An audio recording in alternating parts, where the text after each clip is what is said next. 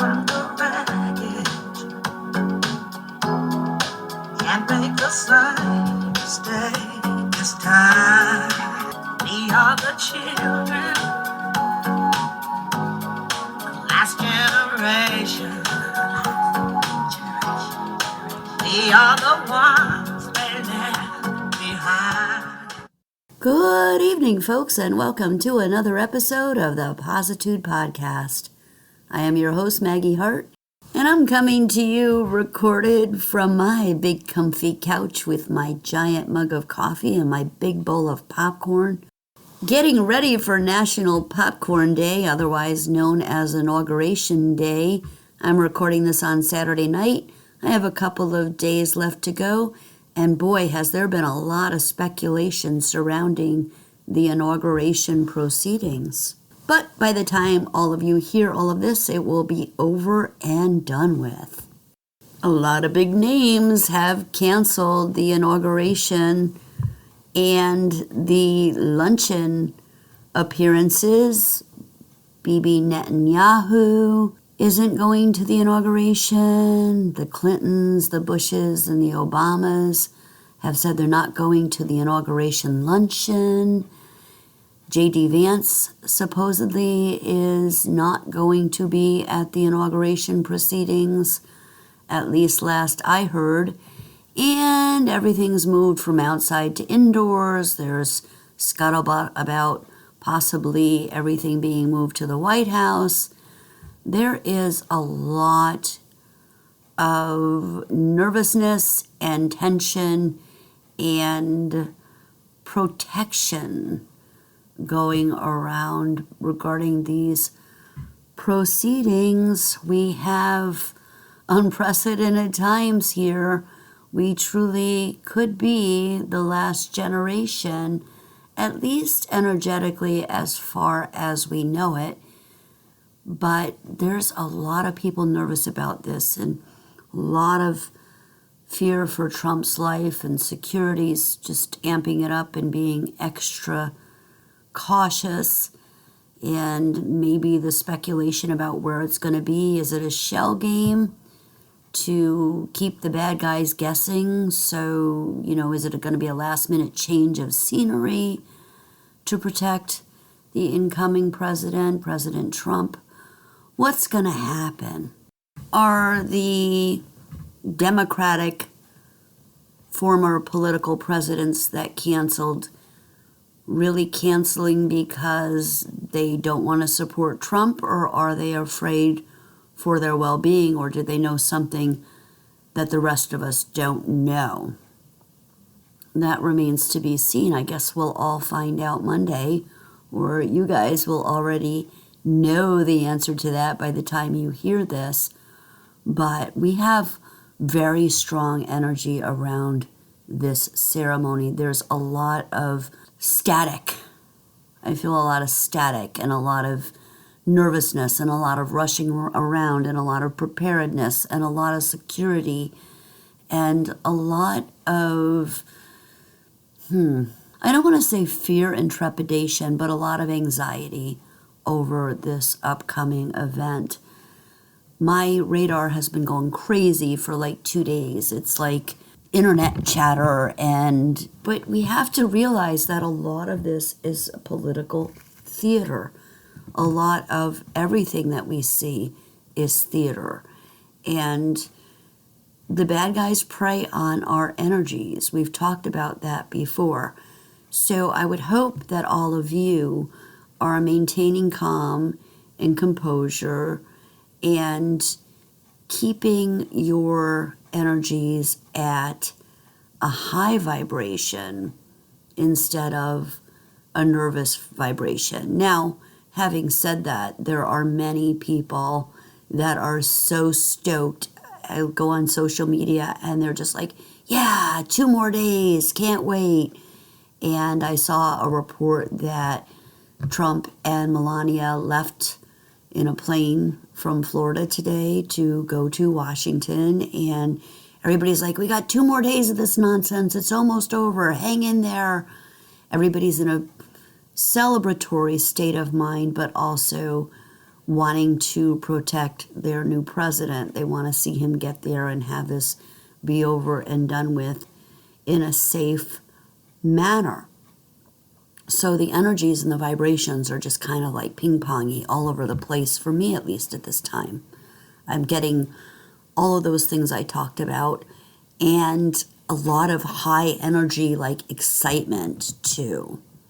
I saw a clip today where there were protesters at the White House. It was from Watch Chad on Instagram, Chad Prather, and he said, I don't know, they, thems, and single women or women without children. Seemed to be a lot of women with head coverings on were protesting at the White House, I guess today, saying that they weren't going to leave. And so we knew that there was going to be this kind of thing going on in different clusters and at different times. It's nothing that I would not have anticipated. In fact, I had anticipated it to be a little more intense and in greater numbers than what it appeared to be from his clip. But they're making their presence known. There's been talks about dirty bombs and all kinds of things. What can we do about it? Well, before the fact, we can keep our vibrations high. After the fact, we can keep our spirits high, irregardless of what happens. What if, God forbid, Trump were taken out and the vice president-elect were to have to step up in his shoes? What would this do to the mentality and the morality of the American people? At least at this point, knowing that the vice president isn't going to be there, it's better than the entire group being there and something happening and everybody being wiped out at once, right? So in that aspect, I hear and see people being thankful, but there are a lot of people that are saying, well, you know, Trump's well protected and they're taking every precaution and he's going to be fine. Now, when I say everybody, I mean the conservative population. That should be an obvious statement. I shouldn't have to state that fact because my listeners are pretty intelligent people as a whole. But just for clarification. So we know that the Democratic, the liberal portion, is positively livid and upset, and all of the snowflakes, as some people call them, are just losing their shit. And so many people had told me, and a lot of the celebrities, oh, if he gets in the first time, I'm leaving the country. If he gets in the second time, I'm leaving the country. Well, it's not really a newsflash that they're still here. Nobody I know has left yet.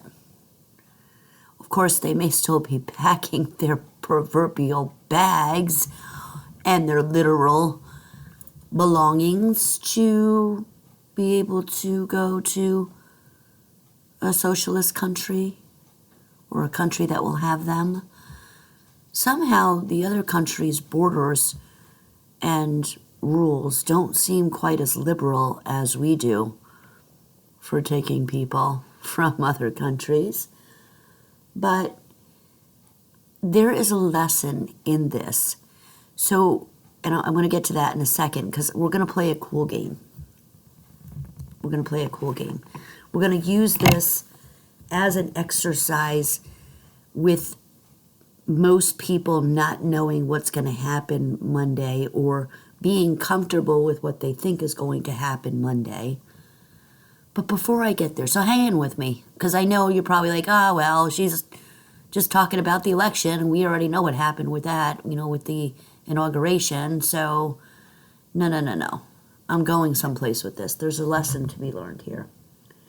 But before we do that, let's talk about the toxicity and the hate and the witchcraft that's being performed from the other side. as I sit here now Sunday morning, because I finally went to bed last night. I stopped recording and went to sleep. Got up this morning with my cup of coffee and my popcorn in a quart baggie. I like popcorn, actually. I didn't do that just for the inauguration, by the way. But there's a lot of ill will, and there's a lot of anger, and there's a lot of hate, and there's a lot, yes, there's absolutely a lot of witchcraft and ritual work being done at this time, at this moment. In fact, people have been posting about that openly on social media, which reminds me, yeah, we'll talk about the TikTok thing here briefly later too, probably, but they've been openly posting about it. People, showing the first election, especially before the first election, they were doing incantations and showing their candles, and witches all over the world were praying against Trump. College dorms, it was a thing. It was like the cool thing to do. They were having Trump parties before the election, but not in the way that you might think. They were having parties where witches were gathering in college dorms. They were in college common rooms.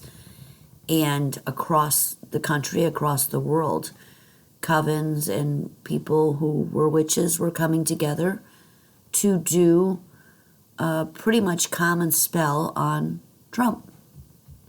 So that something happened to him. What people don't realize, I don't remember if, I do remember actually, the spell was upon him and his family.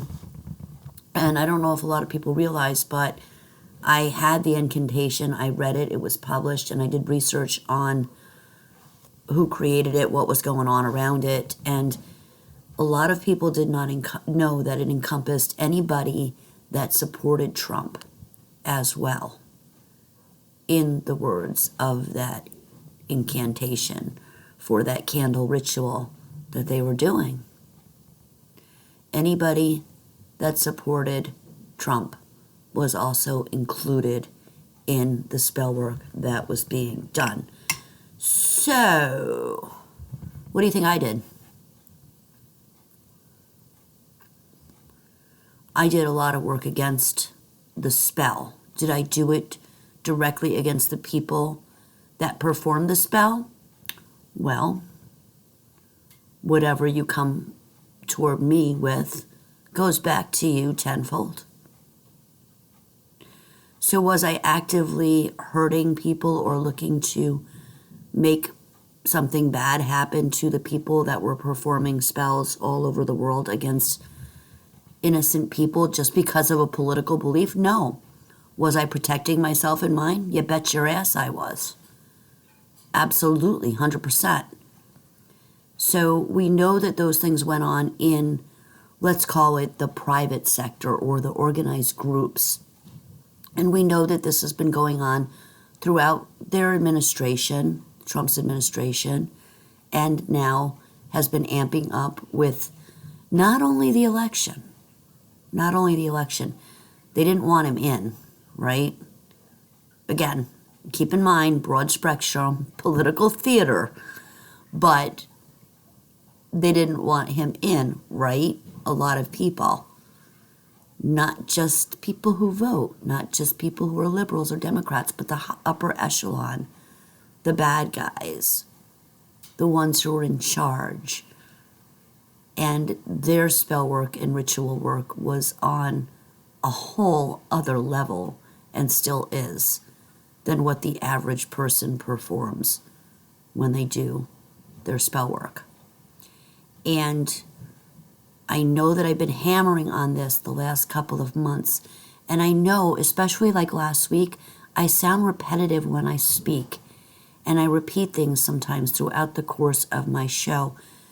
That's because it's an old learning trick, and as a teacher and as an author and as a lecturer, I've learned over years of doing this that when you repeat something, it tends to sink in a little bit more. People seem to grasp it a little bit more, just like the bad guys do with their programming. Hello, they live with all the signs, don't eat here, do this, do that, pay your taxes, vote. Yeah, it's psychological. So when I repeat things, it helps people to remember. So if I sound redundant at times, please don't get aggravated at me or take that personally if you've gotten it the first time. I'm just trying to help reinforce what I'm teaching so that people would better remember. But what we talked about with the energies, and we've been talking about with the energies, is that if they can create a feeling within just a certain percentile of the population, the conservative/Republican population, of fear or anxiety or trepidation, then that's still an energy shift that they can work with to strengthen their magic. And again, there are people out there that are like, she doesn't know what she's talking about, she is nuts. No. If you've ever researched witchcraft and what people do, spell work, and it goes the other way with positive energy too. Okay? So their energy helped to strengthen, and their spell work and rituals helped to strengthen the previous administration and what they wanted to see happen. And the liberals that were running around with their pink vagina hats on and all of the ridiculousness and just insidiousness that ensued, that also raised the vibration of what they were supporting. So do you see where I'm going with this? So these people now that he's elected are doing everything in their power to keep him out of office, to keep him from getting that seat on Monday, but also using the energy of the populace. So all of the hate, all of the negativeness that's coming from the liberal side, the people that are just truly mean and evil or out of their minds crazy, that's energy that they're using. And then also the energy that they're able to create interestingly enough, you're not hearing about this too much in mainstream media. You're hearing about this in the underground circles, right? The alternative news stream, right? About what could happen, and Trump's taking, his people are taking precautions, and dirty bombs and bad guys could be trying to kill him. And, people have even speculated about that car that blew up that we talked about last week. And could that be? Look at all of that energy. It's not positive. If it's questionable, if it's anxiety, if it's nervousness, if it's fear, it's not positive energy. So they're working with all of that too. Does that make sense to you? So that's why we need to stay in a high vibration. And we're told not to be worried or anxious for anything. And we do, energetically, we have the free will to control certain things. And it's a slippery slope, because there are people that have said or accused me of not being a good person or a good Christian or a good this or a good that, because I'm talking about these energies. The bottom line there is they can't think outside the box, and they really don't know how to interpret the scriptures. Ouch. Did I just say that? Yeah, I did. I did just say that. Because we've been given free will, and we have the physiological and the mental capabilities to do miraculous things, just like Jesus did. And it's a matter, a lot of things are a matter, personally speaking, i.e. as a people, of how we direct our energies as to how things shift. We're given free will. So we have the free will to be mean and hateful and nasty, or we have the free will to live in love and positivity and joy and peace and comfort, and to comfort others. So living in that state, or being in that state as much as possible, a state of peace, praying for the people that need protection, taking that extra step. How many people are praying and sending positive energy toward the people that you want to see protected, rather than worry about what's going to happen or speculate or try and figure it out? See, you're wasting your energy that way. Direct your energy in a positive manner, in a way that you want it to go. And our higher power will take care of the rest. Whatever is going to happen is going to happen. But it's going to depend on how we handle things energetically. That's going to help move the goalpost, change the scenario somewhat.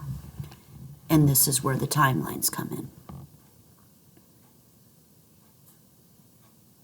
I hope that this is making sense to you, because it's really important that we get this now, because of the year we have coming.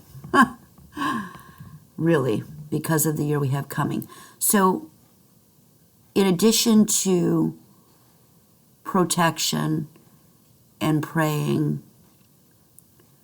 we don't want to just pray for the people that we want to see in charge and for our political party, because, folks, newsflash, I think I've said that once already on the show. It's my word of the week, must be. We're not of this world. Our spirits are not of this world. Our souls are not of this world. It's not something that we're supposed to get too deeply engrossed in. Political stuff is kind of sort of a necessary evil on some levels on this planet for humanity, because we want the good to win and the bad to be thwarted. But overall, we're not of this world. We answer to a higher power. Our world is up there. Our world is higher. This is all. You've heard me talk about the mosquito bite, about people that aggravate me. It's like a mosquito bugging me.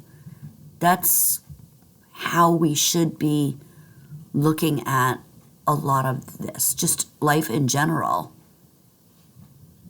And I know that that's hard, because we all struggle. But overall, what did Jesus say? My kingdom is not of this world. That was during Pontius Pilate's interrogation of him. But what he was saying was, he wasn't based on earthly powers. He didn't get involved in political structures. While he did say to give certain rulers their dues or their taxes, there are no limitations to that. And his kingdom isn't ruled or governed by the rules of what's here on earth, the earthly realm. And that's how we are too. And also, as far as Pilate goes, he implied that as a king, or he really was trying to say that his people wouldn't fight to defend this kingdom. The battle is more of a spiritual nature. Was then and is now. Nothing's changed on that front. We are still engrossed in and encapsulated in a spiritual battle. So we have to do the right thing and be good people. And we're given the freedom and the free will to make our own choices. So how we determine how we're going to live our lives. And this is in a spiritual aspect as well as a physical aspect. So much of what we determine we're going to do with our lives is based on the feelings that surround a particular situation and the energy that we put toward that situation. The glass is half full, the glass is half empty. How we present it and what we believe with every fiber of our being and the energy that we emanate as a result absolutely has an impact. And just like we've been speaking about, not just on an individual level, but as a whole, as humanity, as a collective. And this is, like we've talked about before, where the rise in energy and the quote-unquote awakening comes from. If we present things in our minds and we believe and we resonate that energy, that everything's going to be okay, and enough people collectively share that same mindset, it will propel us into a higher spiritual level of thinking and a higher energy. And there's nothing, in my opinion, that's anti-biblical in that statement, because we have the ability to do the things that Jesus did if we live the right way and follow the right guidelines that were set before us. So how did Jesus heal? How did he live his life? How did he treat other people?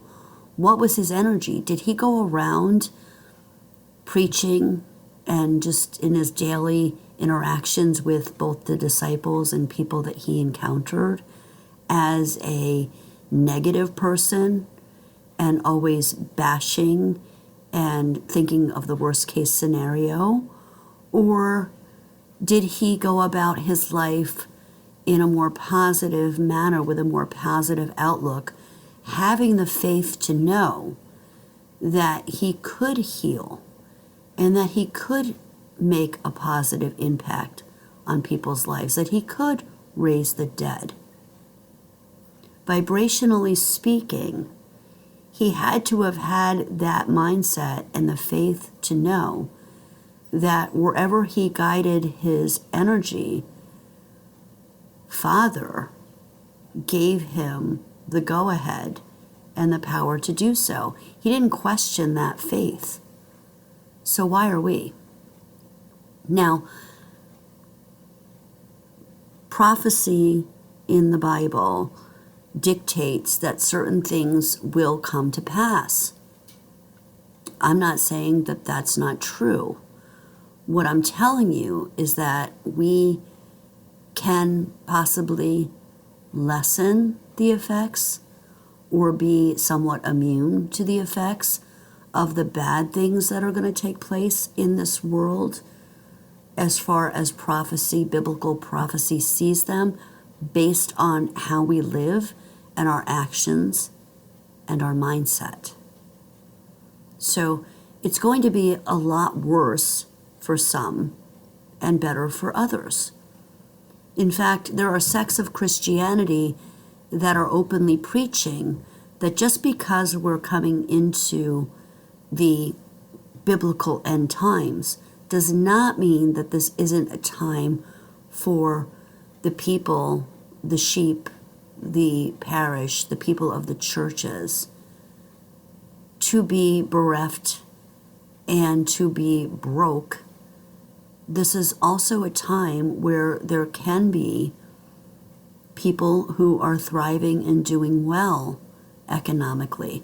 And I'm not coming at this, so please just don't misunderstand me, from a perspective of the prosperity Bible philosophy. I'm telling you that we have the ability, just as Jesus said we did, to do what he did and more if we have the faith and the trust and the mindset, let me repeat that, to do as he did. He also had righteous indignation, right? The whole thing in the temple with the money changers. And he exuded human emotion, love, anger, disgust at times. He got frustrated, right? When his followers didn't get his message or didn't understand what he was thinking. He also showed patience and grace and control. So he exemplified a lot of human characteristics. He was human for a time. And we are all allowed to have those emotions. It's part of the process of learning and growing and experiencing things. And we're able to make mistakes, but we're also able to be forgiven and to make up for those transgressions and to decide to live a better life, be a better person. As long as we're doing the best that we can and we're trying and we're continually striving to be better, and we have the faith and the knowledge inside of us, the trust to know that we're going to be taken care of and that everything does happen for a reason. Nothing is luck or chance.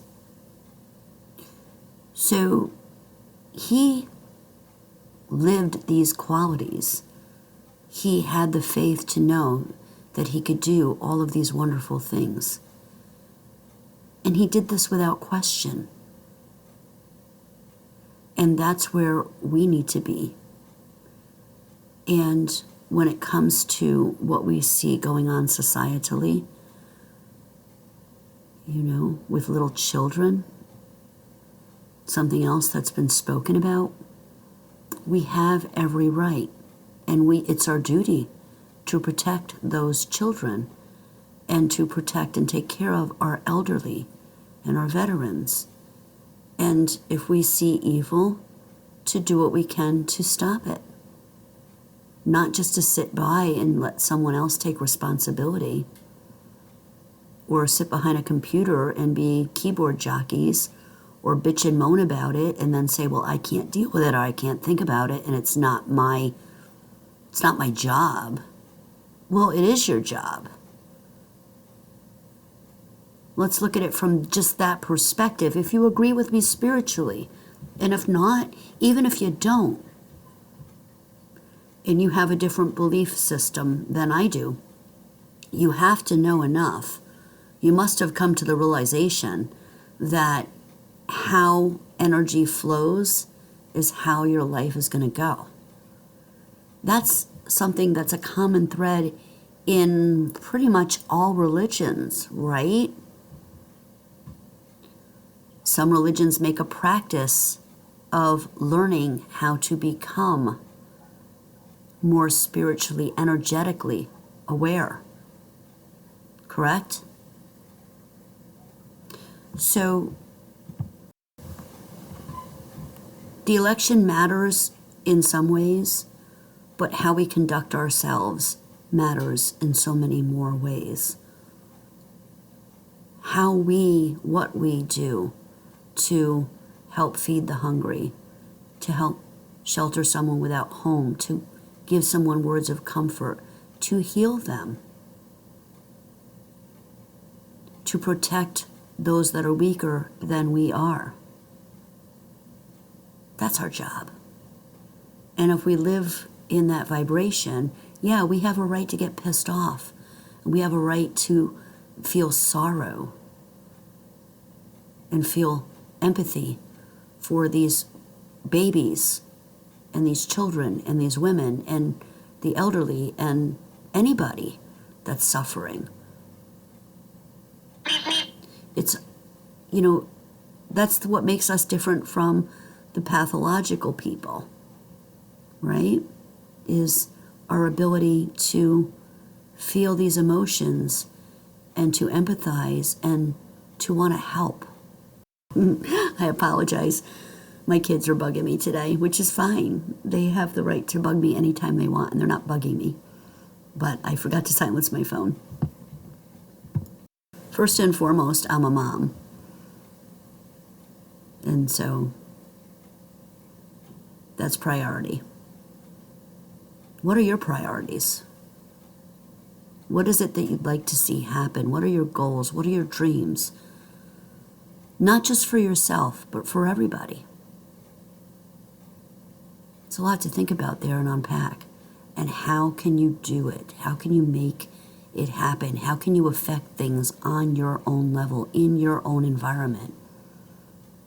Whether it be in an apartment or a home or a hostel, a hotel. What can you do to directly affect what's going on around you, energetically and vibrationally, as well as in the physical? I'm past point for a break again, so here we go. My entry and exit music is provided by my good buddy Pat Carr. If you like his music, please get a hold of him at http://www.itunes.com/Pat Carr. He is on SoundClick, he's on Reverb Nation, he's on YouTube. You know the drill. He's all over the place. Please check him out and support his music and tell him Maggie sent you. We are totally listener funded here on the network, so any donations are greatly appreciated. Whatever you can do to support us and to help keep us on the air and bringing you these quality shows. Please check out the homepage, check out the chat room, other shows on the network. There might be something else there that you'd be interested in listening to or something else that you can learn from. And if you have your own business and want to be a superstar, please get a hold of us. Check out the owner on the network and hit him up and let him know that you'd like to put an ad on the network, whether it be on my show or on the network in general, to help promote your business and support us at the same time. And if you don't have a commercial, hit him up anyway, and I'm sure he and the producer would be happy to put together something that you'll be thrilled with. You can reach me at Maggie, MAGGIE _heart, HEART, at outlook.com for all of your spiritual, physical, mental, and emotional needs, whether it be life coaching, whether it be spiritual coaching, whether it be a problem that you're having with a family member, whatever it is, I can help you and we can get through this together. So get a hold of me and let's start the process. Why wait another day? Do it today. Do it for yourself. We'll be back after this. Stay tuned, folks. Thanks for listening.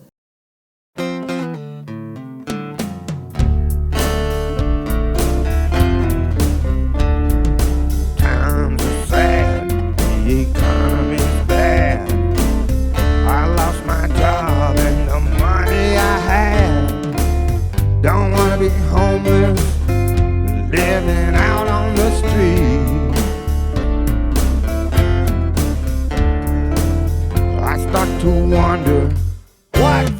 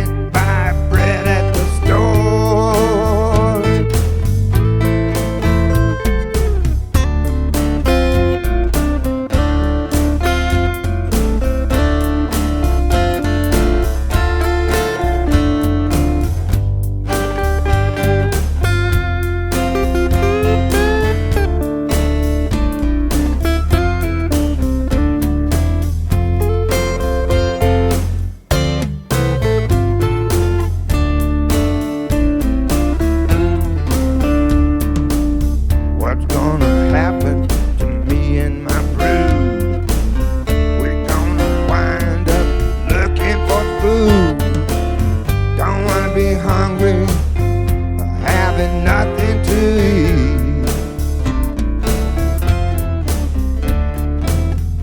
Makes me wonder what's gonna happen to me.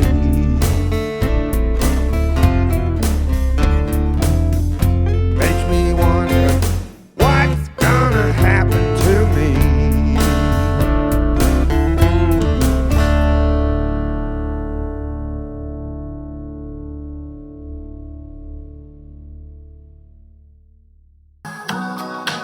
Looking for something we can rely on. There's got to be something better out there.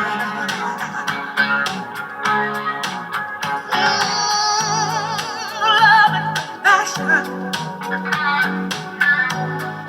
That day is coming. All right, thanks for joining me for the second half of the Positude podcast. I'm your host, Maggie Hart, and we are looking for something we can rely on. There's got to be something better out there. Love and compassion, their day is coming. That's something else that's spoken about. The bad guys will be taken down. Their time, their days are numbered.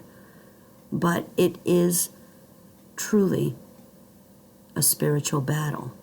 And so much of where we direct our energy makes a difference. That's what we're talking about today, is energy and politics and what's going to happen. And that's why I played What's Going to Happen by my good buddy Pat Carr. Everybody's worried, everybody's nervous, or they're euphoric, waiting for the new guy to take charge and the old guy to get out. And the people that don't want to see the old guy get out are positively off the hook.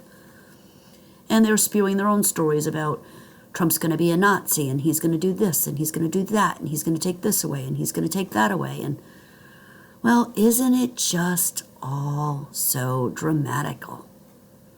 Is that a word, dramatical? It is now. Drama. Who doesn't like drama aside from me? I know there's some of you out there. A lot of people say, believe you me, I know this firsthand, especially based on recent experiences. They say they don't like drama, but they live to create drama. How many people do you know like that? I hate drama. But they create drama. They create their own little scenarios in their mind that are nothing but drama-filled illusions. Pop that bubble. Let's get reality-based. Reality-based to know that we are spiritual beings. And that this is all a play, it's a show, it's a temporary situation. What matters is your part in this play. How do you choose to act or react? What energy do you choose to put forth as you live your life? You can't take the time back. Once it's gone, it's gone. You can't take those words back out of your mouth. You can choose to be selective. You can choose to be forgetful. You can choose to be ignorant. You can choose to be in this narcissistic bubble where it's everybody else but you. But where is that going to leave you in the end? Are you ever going to get ahead with that mindset? I tell you again, it's time to step up. It's time to walk the walk, not just talk the talk. These are the times that we've been waiting for. Every little victory is a chance closer to your goal. So don't beat yourself up if you make a mistake, but don't live your life not taking responsibility for your actions. We need to rise as a whole. We need to prove that we were here because we're worth it. So many were put on this planet at this time, for these times now, for the times that have passed, but most especially for the times that are coming. This is when our strength and our fortitude and our trust and our faith and who we are as people are going to be shown. The truth of who we are. You can play that facade and you can play that game with yourself for as long as you like, that it's not your fault and it's everybody else. And oh, poor me. But guess what? This is the year that that layer gets stripped away and everybody is going to see who you are, naked and exposed. They already have if they've been in a personal situation with you. But you need to see it. You need to step up and take responsibility. Every one of us needs to do this. We should be in a constant state of fluidity and flux for the better. Our energies should be high and positive. We need to see the beauty in those flowers, in a snowflake, in the look in our pet's eyes, in the warmth of your children's hand, whatever it is that you have. And trust me, even if you think you have nothing, you have everything. You're breathing. You're alive. Every day is a new chance to start over. Every day is a new beginning, as long as you have breath in your body. When this vehicle is done and over with, it's a whole different ballgame. But where you go and how you live after this is all dependent on the times that you're living now and the choices that you're making this day and each day. My opinion is that everything's going to be okay on Monday. Irregardless, it's going to be okay. We're going to pull ourselves up by our bootstraps and we're going to get through it because that's what we were put here to do. This is a test, folks. This is a test. A lot of people are throwing their hands up. I can't do this anymore. I'm done. I'm sick of this. Okay, we all get those mindsets. We all have those days. We all have those moods. But the difference between you, the victor, and you, the person who gives up, is your attitude every single day. You get through the shit and you decide that you're not going to let it ruin you. And you laugh about it. And you come back to balance and you breathe. And you work toward making the rest of the day and tomorrow a better day. Or you get left behind. The choice is yours to make. Please stop with the disillusionment. So much disillusionment. Where people think they're so much better and so much farther ahead than they actually are. That's not going to work this year. The jig is up. And just as so many of the bad guys will be brought down and their crimes will be brought into the public eye, and people will truly realize what's had control of this planet all along, they'll start to see. And they'll want to make this world a better place. And we just have to be careful not to let our anger take control. Fear and anxiety are tools of the devil. How many times have you guys heard me say this? So let's not gloat, okay? Let's be happy with the choices that were made and be hopeful that our country will become a better place. But let's do our own parts individually to make that happen, energetically as well as physically. It's so important. Do you really think that I don't question things on occasion? I just had a conversation the other night. Why does God allow these things to happen? Every so often I revisit that, even though I know in my heart and in every fiber of my being why things are happening the way that they are. I shouldn't be at the point where I revisit that every so often, but my heart hurts for the suffering of these people. When I did that interview last week, I was positively livid. I was justifiably angry over the suffering of our people in North Carolina, in Hawaii, still in Texas, in California now. These are mostly lab and man created. The atrocities and the evil that are on this planet are not an excuse for you to stick your head under the sand and say, I can't deal with this and I need to give up. It's a reason for you to fight harder for what you know that is right. Energetically. There's an old saying, work smarter, not harder. Well, there is a percentage of people that have come into their own strictly and specifically by energetically changing the way that they think and the way that they live their lives. I was raised with a hard work ethic, and I was raised with morals and values. Thank you, Mom and Pop, for instilling those in me as a small child and continuing to enforce those and reinforce those with me as I grew to be a young adult. Not everybody had that in their lives. I was thankful for what I got.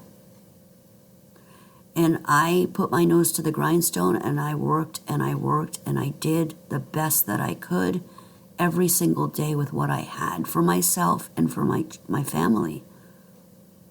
For the ones that I was responsible for, the ones that couldn't do for themselves. And while that stands true today, the Generation Xers, like we talked about, yeah, we're special. We're badass. We're tough. We were forged. Iron forges iron. Is that the saying? There's a reason that exists. We're being forged. We're being created. We're being molded. You've heard me talk about the Japanese pottery. Kintsugi. It's the Japanese art of fixing, repairing broken pottery with gold, so that something that's been broken is forged and reformulated with gold. The cracks are filled with gold, so that it's even more beautiful than it was originally. And even though we're created in a sense of perfection, we can become even more beautiful and more special and more precious. But we have to put the work in. So from the physical aspect, what I was talking about before is energetically, there are people that have manifested with prayer and guidance and the right frame of mind. Wealth beyond your wildest dreams. Businesses, yachts, homes, planes, all of that, if that's what you desire. Good health, better health, improved health, total healing. Personal lives that are thriving and abundant. Lives filled with faith. Lives filled with belief. Lives filled with conviction. And they've done it energetically without working 15 to 20 to 22 hours a day like I did for so many years. Do you guys know how long it took me to realize that it was my energy and vibration and the mindset that I had alongside the effort, faith without works, that would propel me to where I needed to be? And I cast away the material for what was inside, for the spiritual. And I have goals, and I have things that I want to do for myself, for my family, and for humanity that I will achieve. Trust me. It's taken me longer to get there because it took me so goddamn long to realize the trick of the game, which wasn't a trick at all. It was just immersing myself in the Word and really praying and meditated on what was being said. And watching by example, listening to the words, reading the words that were spoken, and having the discernment to have the intuition to realize the unspoken words between the words. And that's not making shit up. That's called discernment. That's what we're told to have. That's what we're guided to learn. And all of us have these abilities. And this year, they're not going to be as latent. Trust me when I said last week about the telepathic and all of that, it's coming. When you hear the voice of God in your head or an angel, can you tell the difference between a demon and that voice? But how do they speak to you? They don't speak to you standing in front of you with words, typically. Sometimes they do. But typically, it's inside of your head. It's telepathic, because that's the way that we were created. You don't think for 1 minute that God spoke to people in their minds? He didn't always appear in front of them. The guidance and direction that was given on a lot of different occasions was inside the mind. It's your job to know what's the good and what's the bad. And it's your job to be able to discern and distinguish those voices inside of you. Sometimes we need help and guidance with that. Sometimes we need somebody to oust the bad things that are around us or in us. But if you stay the course and you do the work inside, you can have pretty much what you want on the outside. And even in these times that we live in, even with all of the stuff that's supposed to be coming, this is a spiritual awakening. There is a percentage that will rise, and there's a percentage that will be left behind. It's unfortunate, because everybody has the same chance. See, that's the thing. Everybody thinks the cards were stacked against them, or no, that's not true.